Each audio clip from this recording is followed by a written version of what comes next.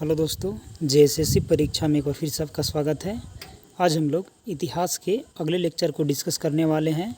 चलिए हम लोग इन शॉर्ट देख लेते हैं कि आज हम लोग क्या पढ़ने वाले हैं। तो आज का जो हम लोगों का मोस्ट इम्पोर्टेंट जो टॉपिक है दोस्तों, वह है कि मगध राज्य के राजवंश और संस्थापक, मतलब जितने भी मगध पर जितने भी राजवंश राज कर चुके हैं उन सभी के बारे में आज हम लोग एक वीडियो में डिस्कस कर लेंगे। तो चलिए हम लोगों ने इन शॉर्ट एक ले लिया है कि कितने वंश आए थे, कौन कौन उनके संस्थापक थे और उनका शासनकाल क्या रहा था। एक बार में हम लोग इन शॉर्ट में देख लेते हैं। तो पहला जो वंश आया था दोस्तों मगध पर राज करने के लिए, वो आया था बृहदंत वंश। ठीक है, तो इसके जो संस्थापक थे वो बृहद्रथ थे और इसका जो है टाइम टेबल इसमें नहीं है क्योंकि उनका टाइम टेबल अनिश्चित माना जाता है। दूसरे नंबर का है वो है हर्यक वंश। ठीक है, यानी कि बृहद्रथ वंश के बाद हर्यक वंश आया था मगध राज्य पर राज करने के लिए, जिनके जो संस्थापक थे वो बिंबिसार थे। ठीक है, बिंबिसार का समय काल जो है, शासन काल इसको बोल सकते हैं, 544 से 412 ईसा पूर्व तक का था। आगे है यहाँ से शिशुनाग वंश। शिशुनाग वंश की संस्थापक यदि बात करेंगे तो उनका संस्थापक भी शिशुनाग स्वयं थे। इनके शासनकाल की जो अवधि है वो है 412 से 344 ईसा पूर्व तक की। ठीक है, आगे है 4 नंबर पर नंदवंश। नंदवंश की संस्थापक जो थे वो महापद्म नंद जी थे। इनके जो समय अवधि है वो 344 से लेकर के 323 ईसा पूर्व तक है। 5 नंबर का जो मोस्ट इम्पोर्टेंट जो राजवंश आया था वो आया था मौर्य वंश। मौर्य वंश की संस्थापक का नाम है चंद्रगुप्त मौर्य। ठीक है, इनके शासनकाल जो मौर्य वंश का रहा था वो 323 से लेकर के 184 ईसा पूर्व तक इनका शासनकाल रहा था। आगे है 6 नंबर पर शुंग वंश। शुंग वंश की जो संस्थापक थे वो थे पुष्यमित्र शुंग।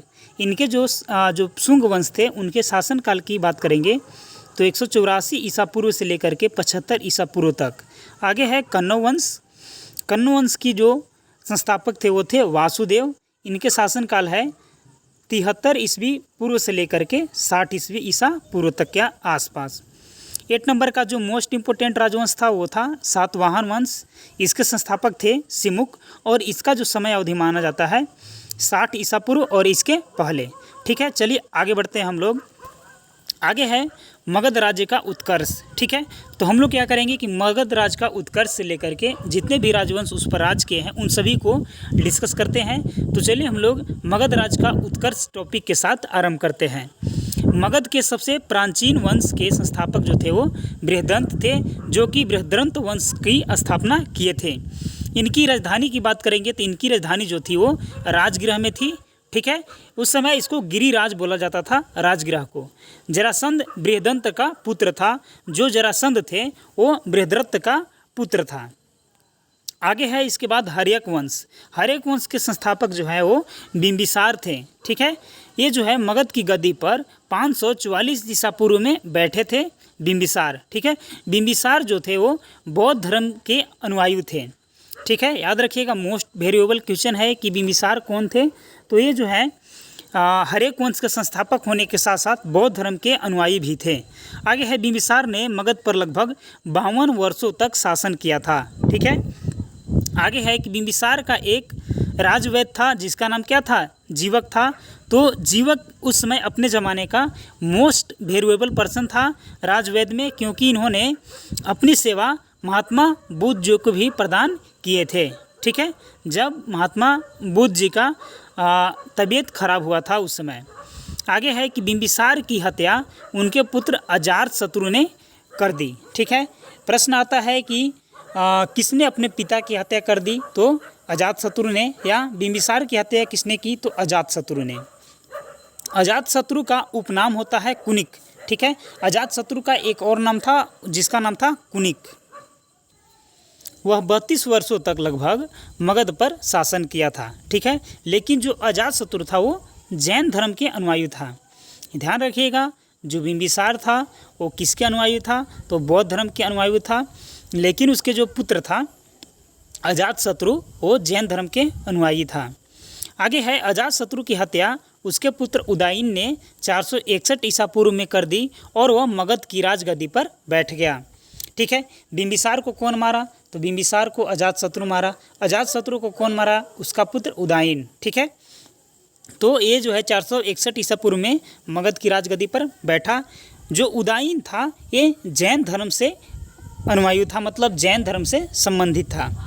हरेक वंश का अंतिम राजा जो था वो उदयन का पुत्र नागदशक था। ठीक है, हरेक वंश की यदि अंतिम शासक की बात करेंगे तो उदयन का पुत्र नागदशक था। ठीक है, आगे है कि नागदशक को शिशुनाग ने उसके पद से अपदस्थ करके मगध पर शिशुनाग वंश की स्थापना की। मतलब नागदशक जो था उतना लायक शासक नहीं था, जिसके कारण क्या हुआ कि शिशुनाग उसको अपदस्थ कर दिया और शिशुनाग खुद राजगद्दी पर बैठा और ये क्या किया, शिशुनाग वंश की स्थापना कर दिया। ठीक है, पाटलिपुत्र से राजधानी जो है शिशुनाग वैशाली को बनाता है। शिशुनाग का उत्तराधिकारी जो था वो कालाशोक था। ठीक है, कालाशोक क्या करता है कि अपनी राजधानी को फिर से पाटलिपुत्र बनाता है। ठीक है, यहाँ पर शिशुनाग जो था वो पाटलिपुत्र से वैशाली ट्रांसफ़र किया राजधानी, लेकिन उसका जो उत्तराधिकारी था जो कालाशोक था वो अपनी राजधानी फिर से क्या करता है कि पाटलिपुत्र ले आता है। ठीक है, वैशाली से। शिशुनाग वंश के अंतिम राजा जो था वो नंदीवर्धन था। ठीक है, चलिए आगे बढ़ते हैं। आगे है कि नंद वंश की स्थापना महापद्म नंद ने किया था। ठीक है, प्रश्न है यहाँ से मोस्ट इम्पोर्टेंट कि जो नंद वंश की स्थापना किया था वो किसने किया था?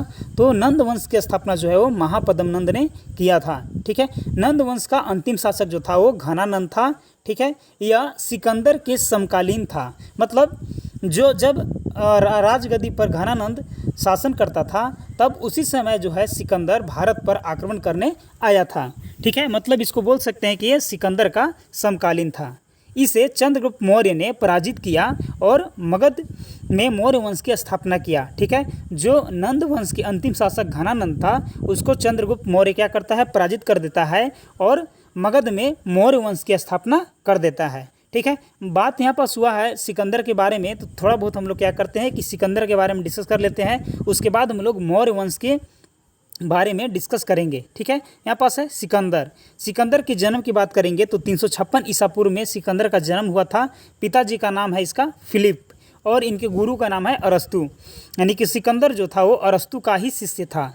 आगे है फिलिप जो था वो मकदूनिया का शासक था। ठीक है, इसके यदि सेनापति की बात करेंगे कि सिकंदर के सेनापति का क्या नाम था, तो सिकंदर के सेनापति का नाम था सेल्यूकस निकेटर। ठीक है, सेल्यूकस निकेटर आगे मौर्य वंश में आता है। यहाँ पास याद रखिएगा कि सिकंदर के सेनापति का नाम था सेल्यूकस निकेटर। आगे है सिकंदर ने भारत विजय का अभियान जो है वो 326 ईसा पूर्व में प्रारंभ किया था। मतलब सिकंदर क्या ठान लिया था कि हम टोटल और ओवल इंडिया को क्या कर देंगे, जीत जाएंगे। ठीक है, सिकंदर का घोड़ा का जो नाम था, सिकंदर का घोड़ा का नाम था बहुकेफला। ठीक है, ये सबसे प्रिय घोड़ा था सिकंदर का, बहुकेफला। आगे है सिकंदर को पंजाब के शासक पोरस के साथ युद्ध करना पड़ा था। ठीक है, जिसे हाइडी स्पीच का युद्ध कहा जाता है या झेलम के युद्ध के नाम से जाना जाता है। ठीक है, प्रश्न आएगा कि सिकंदर जो जब भारत आया था तो पंजाब में किसके साथ उसका युद्ध हुआ था? तो पंजाब का राजा उस समय पोरस थे, तो पोरस के साथ इसका युद्ध हुआ था, जिसे हाइडी स्पीच का युद्ध हम लोग बोलते हैं। आगे है कि जब हाइडी स्पीच का युद्ध जब सिकंदर जीत जाता है तब वो उसके सैनिक आगे बढ़ते हैं।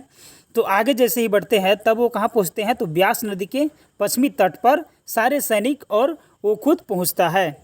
ठीक है, लेकिन जो जल सेनापति होता है उस समय का वो निर्यारकस रहता है। ठीक है, जल सेनापति अलग था और ऐसे भी सेनापति अलग था।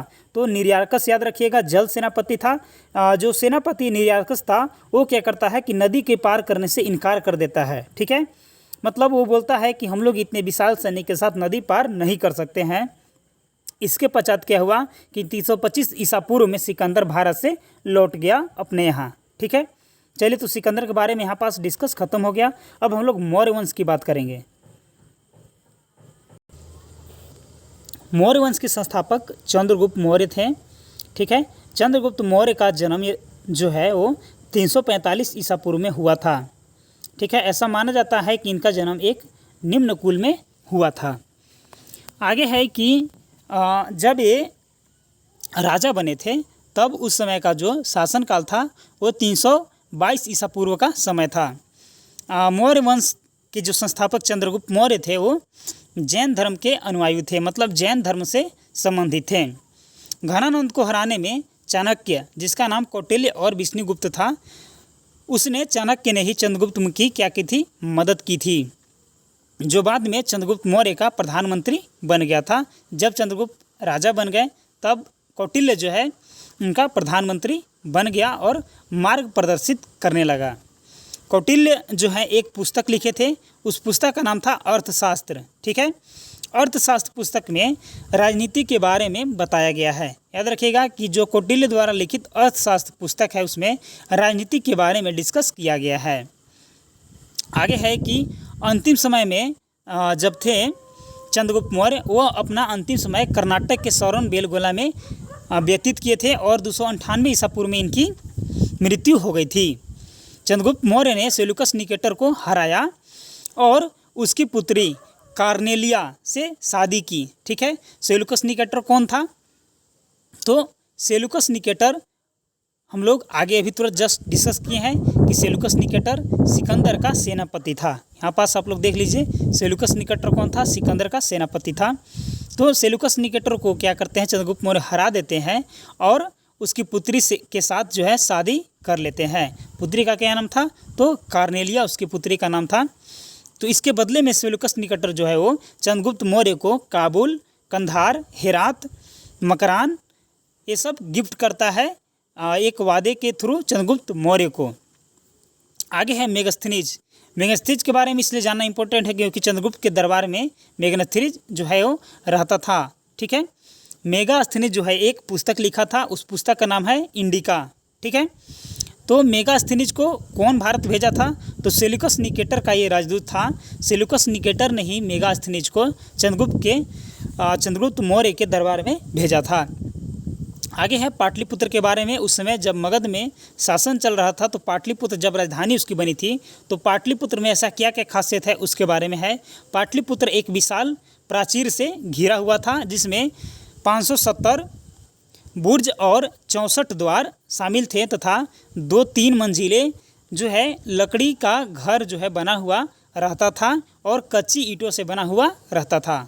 सेल्यूकस को चंद्रगुप्त मौर्य ने 500 हाथी इसके बदले में गिफ्ट किया था। आगे है बिंदुसार के बारे में। बिंदुसार चंद्रगुप्त मौर्य का उत्तराधिकारी था। ठीक है, बिंदुसार 298 ईसा पूर्व में मगध के गद्दी पर बैठा था। ठीक है, बिंदुसार को जो है वो अमित्रघात ही बोला जाता है। अमित्रघात का अर्थ होता है कि शत्रु विनाशक। ठीक है, बिंदुसार आजीवक संप्रदाय का अनुयायी था। ठीक है, आगे है कि मेगास्थनीज का उत्तराधिकारी डाइमेकस दरबारी था, यानी कि जब चंद्रगुप्त मौर्य था राजा तो उस समय का दरबारी मेगास्थनीज था, लेकिन जब बिंदुसार राजा बना था तो उस समय का उत्तराधिकारी मेगास्थनीज का कौन बन गया? डाइमेकस। ठीक है, बिंदुसार के शासनकाल में तक्षशिला में हुए विद्रोह को दबाने के लिए पहले सुसीम को भेजा गया तथा बाद में अशोक को भेजा गया। अब हम लोग अशोक के बारे में आगे डिस्कस करेंगे, तो चलिए हम लोग अशोक के बारे में जानते हैं। अशोक, बिंदुसार का उत्तराधिकारी अशोक महान हुआ जो कि 269 ईसा पूर्व में मगध की राजगद्दी पर बैठा था।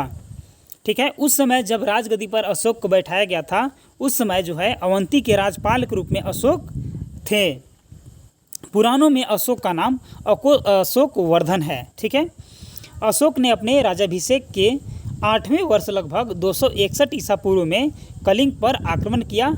ठीक है, कलिंग का राजा का नाम क्या था? तो खारवेल था। ठीक है, कलिंग पर आक्रमण किया और राजधानी तोसली पर कब्जा कर लिया।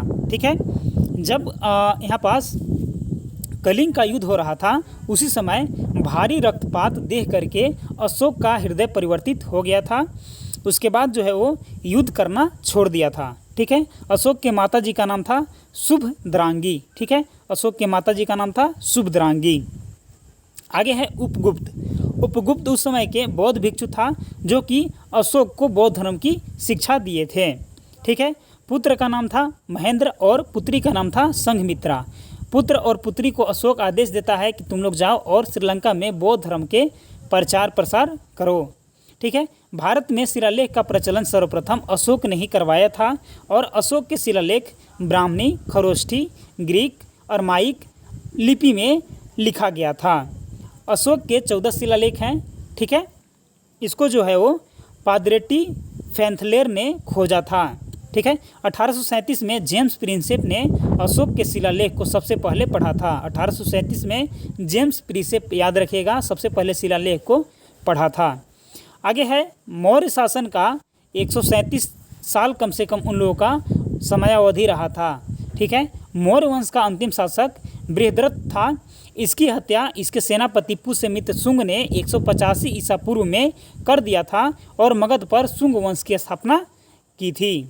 शुंग वंश जो है वो ब्राह्मण समाज से रिलेटेड था।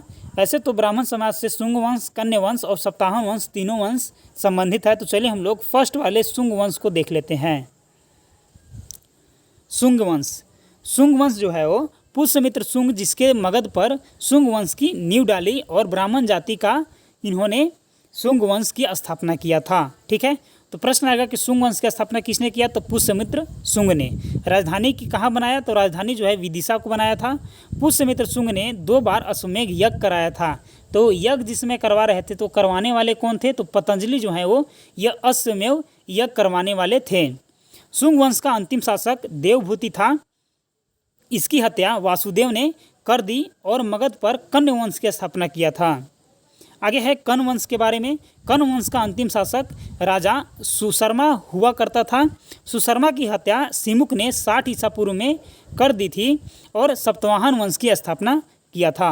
सप्तवाहन वंश के प्रमुख शासक थे सिमुक, सप्तकर्णी, गौतमी पुत्र सतकर्णी और वशिष्ठी पुत्र और पुलुमावी तथा यज्ञश्री सतकर्णी। सतकर्णी ने 2 अश्वमेध तथा 1 राजसूय यज्ञ करवाया था। आगे है सप्तवाहन राज्य के ने उत्तर और दक्षिण भारत के बीच सेतु का काम किया था। मतलब सप्तवाहन वंश जो था वो दक्षिण भारत और उत्तर भारत में सेतु का काम किया था। इसी प्रकार जेएसएससी एग्जाम से रिलेटेड कोई भी सब्जेक्ट का वीडियो चाहते हैं तो आप हमारे चैनल को सब्सक्राइब करना ना भूलें। यदि यह वीडियो आपको अच्छा लगा हो तो कृपया इस वीडियो को लाइक और अपने दोस्तों के साथ शेयर जरूर करें। मिलते हैं अगले वीडियो में, तब तक के लिए धन्यवाद।